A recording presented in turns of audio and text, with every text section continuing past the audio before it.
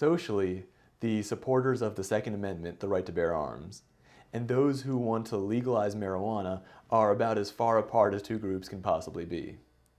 They don't go to the same bars. They don't listen to the same music. They don't wear the same clothes. But politically, both groups have a lot in common.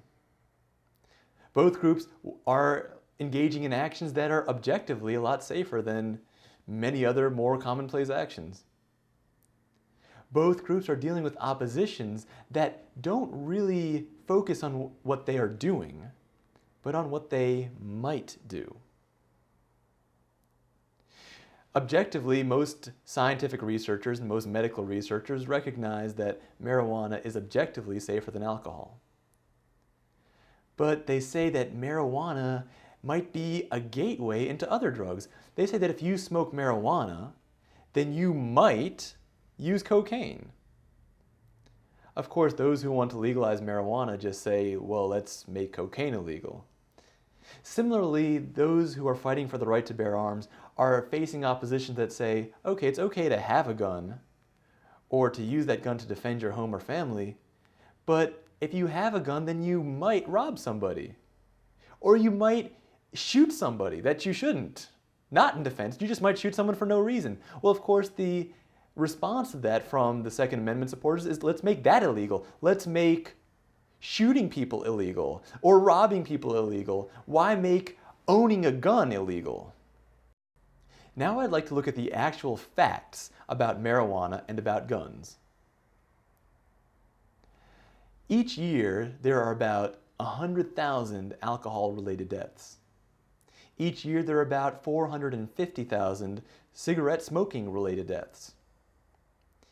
Each year, there are less than 100 marijuana-related deaths. In fact, some sources, and these are sources inside the government, say that there are 0 marijuana-related deaths a year. Each year, there are a few dozen aspirin overdoses. Currently, scientists say that it is actually impossible to overdose on marijuana. Now let's take a look at guns. What do you think is the most common cause of gun death? Is it homicides or is it accidents? In fact, it's neither. The most common cause of gun-related deaths in America is suicide. Of the 30,000 gun deaths a year, more than half, which is 18,000, are suicides. The number of accidents, the number of accidental deaths is only about 1,000. Now let's compare that to the number of deaths from medical error. And these aren't people dying of cancer. These are unnecessary medical deaths just based on mistakes. Each year there are about 3,000 of those, 3 times as many as the number of accidental gun deaths. Each year there are about 15,000 deaths from falls. Somebody falling off a roof or off a construction site. Each year there are about 45,000 deaths from traffic accidents. Now let's flip those statistics around and see what the death toll is per gun. Each year for every 1,000,000 guns, there is 1 accidental death. On the flip side, for every 11,000 swimming pools, there is 1 death. So on a per gun or per swimming pool basis, the swimming pool is about 100 times more dangerous. Now, of course, some people will say that a swimming pool brings all this enjoyment. What does a gun bring you? Well, let me tell you. Each year, over 800,000 people, 800,000 civilians, I should say, that's non-military, non-police, use guns to defend themselves against criminals. Some actually put that estimate as high as 2.5 million times a year. I think that subconsciously some people have the idea that there is a limited amount of freedom to be had, and that more freedom in one area means less freedom in another area.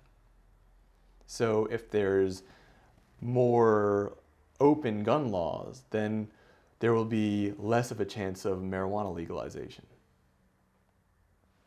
Now, in reality, of course, that's ridiculous. You know, as John F. Kennedy once said, a threat to freedom anywhere is a threat to freedom everywhere. See, the opponents of liberty, those who want to turn America into what's been referred to as a nanny state, they fight against guns, and they'll fight against marijuana legalization, and they will fight against free speech on the internet, and they will fight against free speech in film. They won't be happy until we have no liberties, until the speed limit is 5 miles per hour. So we have two choices. We can put aside our social differences. We can start attending each other's rallies. We can start supporting each other's policy initiatives. We can join each other's Facebook pages. We can make America the greatest and freest country on earth. Or we can let it turn into a nanny state. You know, there's this kind of selfishness masquerading as political sophistication that says that you should only fight for the policies that benefit you directly.